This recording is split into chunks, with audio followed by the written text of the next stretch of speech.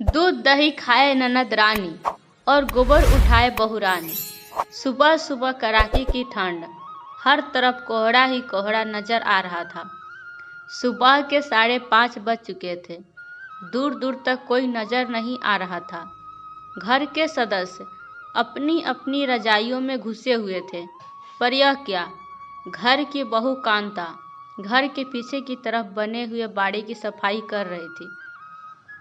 इतनी तेज ठंड के अंदर कांपते हुए हाथों से गाय का गोबर उठाती जा रही थी। साथ ही साथ मन ही मन कुटती जा रही थी, हे भगवान, जल्दी जल्दी काम निपटा लो, नहीं तो अम्मा जी मेरा जीना दुश्वार कर देगी। ऊपर से तबीयत भी ठीक नहीं है, मन ही मन सोचती जा रही थी। कितने ही कोशिश कर रही थी, पर हाथ पैर तेज चल ही नहीं रहे थे। 5:30 बज चुके थे। अगर 6:30 बजे तक ये काम निपटाकर नहा धोकर चौके में नहीं घुसी तो अम्मा जी का अपना राग शुरू हो जाएगा। 6:30 बजे तक तो बिस्तर में चाय चाहिए होती थी उनको। पति माधव को भी तो उसी समय जगाना होता है। उसके बाद वहीं बिस्तर पर बैठकर फरमान जारी करती रहेगी। 7:30 बजे तक माधव का टिफिन भी तैयार करना होता है। आखिर नौकरी के लिए रोज शहर जो जाना पड़ता है। शादी को अभी 7 महीने ही हुए हैं। शादी से पहले कितना कुछ कहा था इन लोगों ने, बेटा शहर में नौकरी करता है, हमारे यहाँ तो नौकर है काम करने के लिए। गाय तक पाल रखी है, खूब दूध दही होता है, हम तो ताज़ी चीज़ें ही खाते हैं। आराम से रहो, खाओ पियो, मस्त रहो। सोचा था कि शादी के बाद पति के साथ शहर में रहने को मिलेगा, पर हाय रे किस्मत, कितनी कोशिश की थी कि कमरा लेकर वहीं शहर में रह लेते, लेकिन अम्मा जी के आगे किसी की ना चली। कहीं बहू बेटा शहर के हो गए तो लौटकर ही नहीं आएंगे। आखिर बेटों को ही रोज आना जाना करना पड़ता है। माधव ने अपनी बड़ी बहन को भी कहा था कि अम्मा को समझाए, पर उसने तो माधव को ही लताड़ दिया। औरत के आते ही अपनी अम्मा को अपने से अलग करना चाहता है। शर्म नहीं आती तुझे?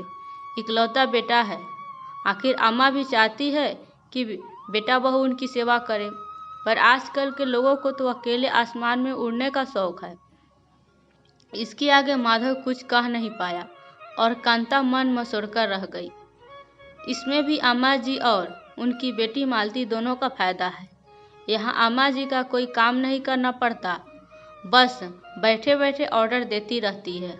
वह मालती के घर पर रोज फ्री का दूध दही पहुँच जाता है, तो उसे क्या परेशानी। ऊपर से 2 गाय और पाल रखी है। पहले तो नौकर लगा था, पर अब कांता के आने के बाद उसे भी हटा दिया। अब तो अम्मा जी भी पीछे बाड़े में आकर देखती भी नहीं। अम्मा जी ने जितना शादी के पहले कहा था, उन सब के ढोल के पोल तो अब पता चल रहे हैं। जैसे तैसे काम निपटाकर नहा धोकर कांता रसोई घर में चाय बना ही रही थी कि अम्मा जी की आवाज़ आई, अरे ओ बहुरानी, सो गई क्या? आज चाय मिलेगी कि नहीं? बस अम्मा जी ला रहे हैं, कहकर कांता ने चाय 2 कप में डाली और अम्मा जी को देने चली गई। अम्मा जी, आपकी चाय। हमें तो लगा था आज हमें चाय नसीब ही नहीं होगी, कितनी देर लगा दी। जा जाकर माधव को भी चाय दे दे, और खबरदार उसके पास बैठकर बात करने लगी तो समय व्यर्थ हो जाएगा। उधर मालती भी इंतजार कर रही होगी, पति के पास कब बैठना है कब नहीं, यह भी अब अम्मा जी ही डिसाइड करेगी। मन ही मन कुटती हुई कांता माधव को चाय देने चली गई और फटाफट काम करने लगी। इतने में फिर अम्मा जी की आवाज़ आई, बहू बर्तनों को धोकर ही उसमें दूध डालना। मालती ने कहा है कि उसकी सास आने वाली है, बर्तन बिल्कुल साफ सुथरे होने चाहिए। हाँ, हम तो गंदगी में ही रहते हैं, कांता के मन ही मन बड़बड़ाती हुई बोली। अम्मा जी, बर्तनों तो रात को ही धो दिए थे। रात को बर्तन धोकर रखी तो क्या बर्तन फिर से धो ले, काम करते ही जोर आता है। और सुन, सारा दूध डाल देना, और वो दही जमा रखा है वो भी अलग केतली में डाल दे। दूसरी गाय बीमार होने के चक्कर में रोज एक ही गाय से दूध मिल रहा है, वहाँ शहर में तो कहाँ ताज़ी चीज़ खाने को मिलती होगी उसे। यह सुनकर कि कांता के हाथ जहाँ काम कर रहे थे वहीं रुक गए। मन ही मन सोचने लगी, सारा दूध भेजने के लिए कह रही है, फिर तो घर में कुछ नहीं बचेगा। फिर मेरी तबीयत भी ठीक नहीं रहती। डॉक्टर तक ने मुझे दूध लेने को कहा है। इतना काम करने के बावजूद भी मुझे कुछ भी खाने पीने को नहीं मिलता। माधव और अम्मा जी तो अभी नाश्ते के साथ एक गिलास दूध गटक लेंगे, पर मेरा क्या? मुझे तो चाय भी नहीं पीने देती। कहती है कि चाय पीकर रसोई में काम करेगी तो रसोई झूठी हो जाएगी। आखिर हिम्मत करके अम्मा के पास गई तो देखा अम्मा जी मोबाइल पर बात कर रही थी। कांता को दरवाजे पर खड़ा देखकर बोली, अरे तो अभी तक यहीं खड़ी है, जल्दी से दूध केतली में डाल। वहाँ मालती दूध का इंतजार कर रही है। देख उसका फोन भी आ गया।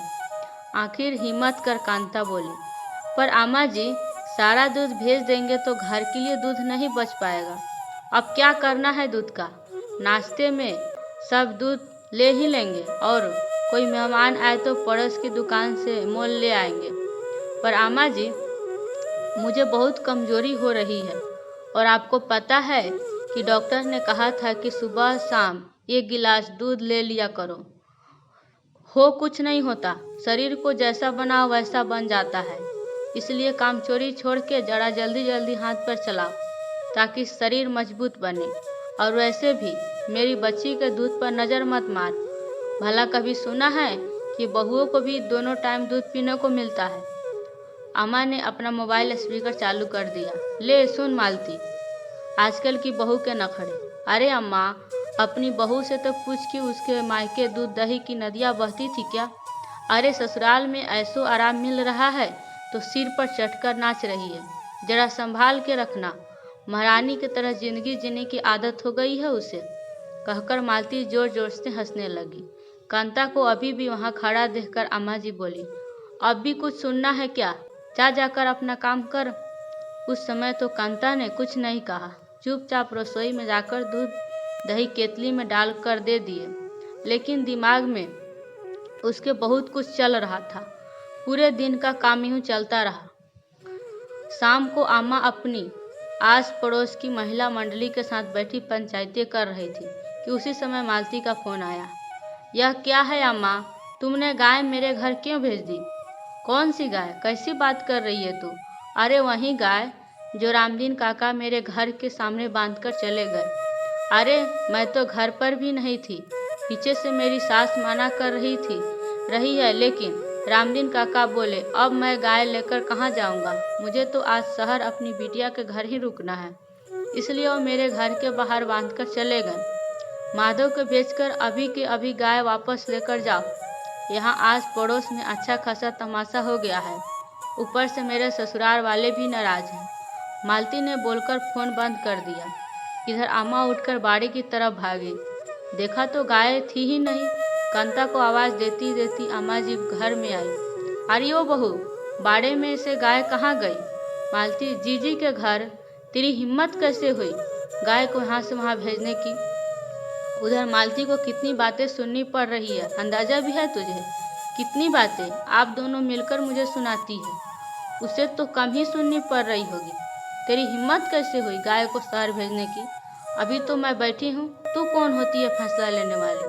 वो क्या है ना अम्मा जी, दूध दही खाए ननद रानी और गोबर उठाए बहू रानी, ये बात कुछ जच नहीं रही। इसलिए जब रामदीन काका आए और बोले बिटिया शहर जा रहा हूँ टेम्पो लेकर, कोई सामान मालती के यहाँ भिजवाना है तो बता दे, तो मैंने सोचा गाय को वहीं भेज दूँ, जिससे जीजी को इंतज़ार भी नहीं करना पड़ेगा और मुझे इतनी ठंड में गोबर भी उठाना नहीं पड़ेगा। और वैसे भी अब हमसे ना होगा ये सब। बड़बड़ाती हुई अम्मा माधव को फ़ोन कर गाय को शहर से लाने को बंदोबस्त करने लगी। आखिरकार माधव गाय को रात को टेम्पो से शहर से लेकर आया। गाय को बाड़े में बांधने के बाद ही अम्मा ने अपने पुराने नौकर को फ़ोन कर दूसरे दिन से काम कर आने के लिए कहा। इधर मालती की सास ने भी मालती को खूब डांट लगाई, लेकिन इस पूरे वाक्यों में एक फ़ायदा तो हुआ कि अब अम्मा जी को ये समझ में आ गया था कि बहू अब चुप नहीं रहने वाली, इसलिए अब तो खाने पीने पर भी टोक नहीं करती और बेवजह के तानाकसी भी नहीं करती। दोस्तों, कहानी कैसी लगी? यदि अच्छी लगी हो तो लाइक और कमेंट करना बिल्कुल भी मत भूलिएगा। यदि आप मेरे चैनल पर नए हैं तो सब्सक्राइब जरूर कीजिएगा। आपको कहानी सुनने के लिए बहुत बहुत धन्यवाद।